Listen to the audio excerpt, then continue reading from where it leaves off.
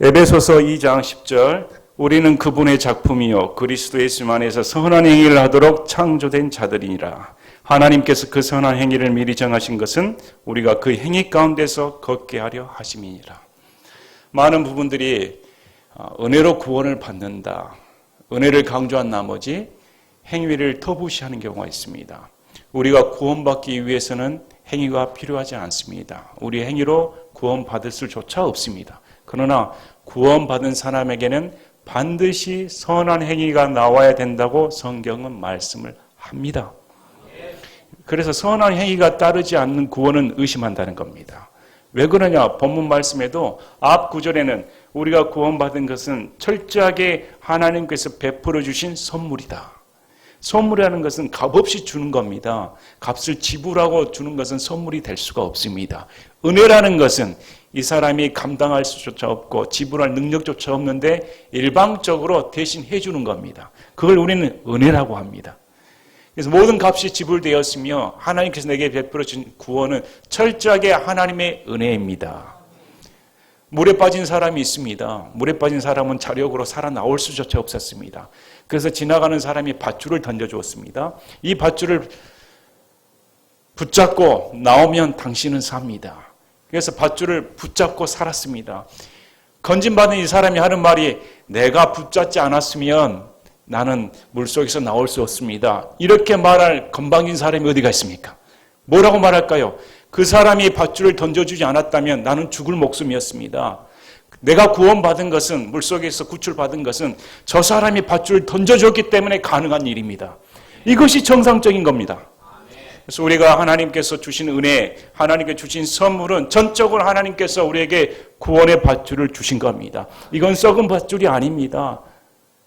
지금도 자기 의로, 자기 능력으로, 자기 재력으로, 자기 생각으로 썩은 동아줄을 서로 붙잡는 사람이 얼마나 많습니까? 그러나 성경에서는 우리 예수님 외에는 절대 구원받을 수가 없다. 그래서 오직 예수님의 은혜만을 강조하는 겁니다. 그런데 구원받은 목적이 뭘까? 구원시킨 목적이 뭘까요? 본문 9절에 나오는 겁니다. 선한 행위를 하도록 창조된 자들이다. 그냥 구원시켜 준 것이 아니라는 겁니다. 그냥 구원시켜 주셔서 은혜만을 누리며 기분 좋게 살라고 구원시켜 주신 것이 아닙니다. 하나님의 거룩한 속성에 따라 이 세상과 구별되어 하나님의 선하신 목적대로 창조된 그 질서를 회복하고 하나님의 성품이 담긴 인격체로서 이전에 마귀 성품을 닮았다면 구원받은 사람은 반드시 하나님의 성품을 닮은 자가 되어야 됩니다. 본문 9절을 보면 우리는 그분의 작품 나옵니다. 작품, 솜씨란 말입니다. 빚어진 솜씨. 요즘 베트남이 난리라고 합니다. 베트남 축구 소식 들어보셨지 않습니까? 우리 박항서 감독이 얼마나 위대한 인물이 돼버렸는지. 베트남이 우승을 해버리니까 이야, 그래서 팀이 누굴 감독을 맡느냐에 따라 그 팀의 능력이 결정되는 겁니다. 우리 2002년 히딩크 감독 기억하실 겁니다. 누가 월드컵 4강까지 올라갈 그 신화를 이룰 것이라고 기대조차 했겠습니까? 물론 홈 경기에 대한 이득을 많이 봤겠지만 그럼에도 히딩크 감독의 능력에 따라 팀이 그런 빛을 발할 수가 있다는 겁니다. 그래서 베트남도 박항서 감독의 인기가 최절정을 이룬다고 합니다. 그 팀을 어떻게 이끄냐에 따라서 한마디로 박항서 감독의 작품으로 볼 수가 있는 겁니다. 하나님께서는 우리 인생에 작품을 만들어 주십니다. 폐가전, 폐쓰레기들 보면, 재활용품 보면 어떻게 저게 악취가 나고 저렇게 고물 철조각들이 다시 재활용되어 멋진 작품으로 거듭날 수가 있을까? 처음 모습을 보면 도저히 이건 불가능할 텐데 이렇게 여겨질 겁니다. 그런데 솜씨 좋은 장인들은 그걸 두닥두닥 맞춰서 새 상품보다 더 멋진 재활용품이 탄생을 하게 됩니다. 그건 순전히 작품에 대한 재료가 문제가 아니라 누구 손에 달렸냐에 따라 아무리 몹쓸, 아무리 폐가전, 아무리 버려진 그런 제품이라 하더라도 다시 태어나게 된다는 겁니다. 그런데 하나님께서 우리 인생을 작품으로 비교를 합니다. 우리 폐가전 같은 버려진 인생, 쓸모없는 인생, 자체가 아닌 인생으로 생각을 했는데 성경에서는 너희는 하나님의 솜씨가 담긴 작품이다. 그림 구경해 보셨습니까? 저는 한 번씩 그림 구경하러 갑니다. 작가는 어떤 마음을 품고 그림을 그릴까? 붓은 얼마나 갈고 닦고 얼마나 거기에 대한 열정을 쏟아 부을까? 그래서 사람들이 말합니다. 유명한 작가들은 그 그림과 대화를 한다고. 얼마나 자기의 혼을 다 쏟아부어 정성을 다하는지. 그래서 한 작품이 빛나면 야, 이 작품을 누가 그렸을까? 하얀 여백에 그냥 순백색 뿐이었는데 형형색색의 물감들이 들어가 하나의 그림이 완성이 되면 사람들이 참 놀라워합니다. 우리도 마찬가지입니다. 우리도 순백색이었습니다. 아무것도 없었습니다. 오히려 시커먼 수검덩이였습니다. 그런데 하나님께서 구원을 시켜주셔서 나라 인생 가운데 소망을 두시고 하나하나씩 작품을 만들어 가는 겁니다. 그래서 성경에서는 작품이 된 인물들의 간증 이야기입니다. 아브라함을 보십시오. 우상숭배 덩어리에 살던 믿음 없는 사람이었습니다. 그런데 하나님께서 일방적으로 불러내 주셔서 25년간 단련한 후에 너의 아들 이삭을 바치라. 이삭까지 바치는 하나님의 친구로 불리는 놀라운 믿음의 사람으로 우리의 믿음의 조상으로 하나님께서 빚어가 주시는 겁니다. 다윗은 어떻습니까? 일개 목동이었습니다. 젖비리 나는 아이에 불과했습니다. 내가 뭘 할 수가 있겠습니까? 했던 자였습니다. 그런데 그를 택하여 하나님께서 연단시켜 주시고 다윗 왕을 삼아 주셔서 앞으로 다윗 왕자의 오를 예수 그리스도의 예표가 되는 놀라운 은혜를 주셨다는 겁니다. 모세는 어떻습니까? 모세는 40년간 파라오의 공주의 아들아 칭함을 받았습니다. 그러나 울컥한 심정에 분노를 폭발하여 살인을 저지르고 광야 가운데 도망을 갔을 때 그 인생을 하나님께서 빚어주셔서 80살 때 불러주시고 무려 40년간 이집트에서 노예 생활하는 이스라엘 백성을 탈출시키는 놀라운 믿음의 사람으로 엮어가 주시는 겁니다. 12제자들은 어떻습니까? 베드로의 성격을 보시길 바랍니다. 누가 여러분 같으면 베드로를 불러서 3년 반 동안 훈련시킨다면 그만한 믿음의 사람이 될 걸로 생각하실 수가 있겠습니까? 저 같으면 안 합니다. 저 같으면 행정고시, 사법고시 이런 고시 합격자를 부르겠습니다. 이 정도 머리는 돼야지. 이 정도 능력은 돼야지. 그런 사람을 만들어 백성의 지도자로 써야지. 제자라 하면 만왕의 왕이고 만군의 주이신 예수님의 제자라면 그 정도 자격이 되어야 쓰임받지 않을까. 그러나 자격 없는 자를 쓴다는 겁니다. 왜 자격 없는 자를 쓸까요? 그래야 솜씨가 빛나는 겁니다. 그래서 인생은 자랑할 것이 없다는 겁니다.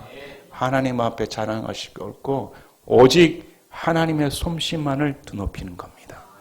여러분 우리가 1년을 살았습니다. 지난 한 해를 돌이켜보면 내가 뭘 하고 살았는가? 어떻게 이렇게 올해는 저에게 무슨 일을 하고 살았는지 모르겠습니다. 이렇게 후딱 갈 수가 있을까?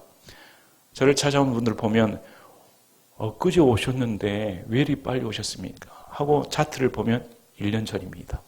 2년 전입니다. 엊그제 본 것 같아요. 환자분도 그렇습니다. 제가 한 달 전에 온 것 같은데요. 무슨 소리입니까? 2년 전에 오셨는데. 세월이 어떻게 가는지 모르겠습니다. 후딱후딱 지나가는 사이에 과연 나는 어떻게 변했을까? 여러분 1년 전의 모습과 지금 모습이 어떻게 변해지셨습니까? 과연 내 마음 가운데, 내 인생 가운데 하나님의 솜씨가 깃들어 있다고 생각하십니까? 나는 나를 보면 모르겠습니다. 아직도 나는 부족한데, 아직도 연약한데. 근데 성경에서는 우리 각자가 하나님의 작품이다. 한 사람 한 사람 인생 가운데 하나님께서 관심을 두시고 빚어 가신다는 겁니다.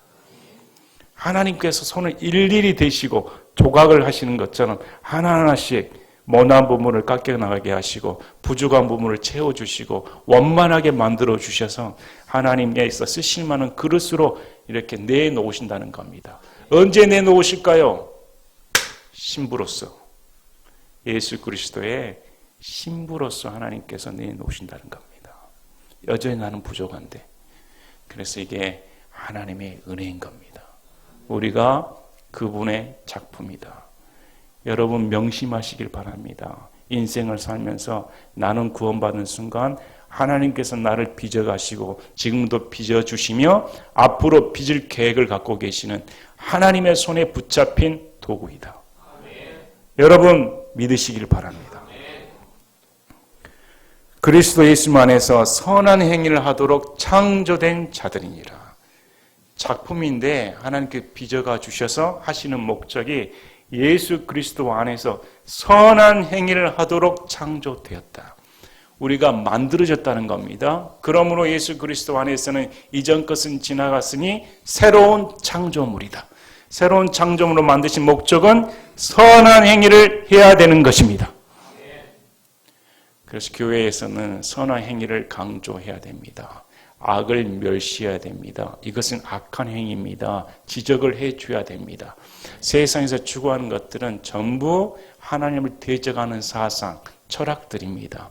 그래서 기독교는 고립될 수밖에 없습니다. 밖에 나가서 고리타분한 말을 들을 수밖에 없습니다. 어울리지 못한다는 말로 따돌림 당하는 것이 정상적입니다. 여러분 학생들입니까? 학생들인데 나는 진화론을 거부한다. 진화론을 본 적도 없다. 근데 사람들은 어떻게 진화론을 믿지 않을 수가 있는가? 나는 성경을 믿기 때문에 그렇다는 겁니다. 그래서 진화론을 거부하면 이상하게 손가락질합니다. 과학도 모르는 자, 따돌림을 당합니다. 여러분 따돌림을 당하면 어떻게 행동해야 됩니까? 감사하십시오.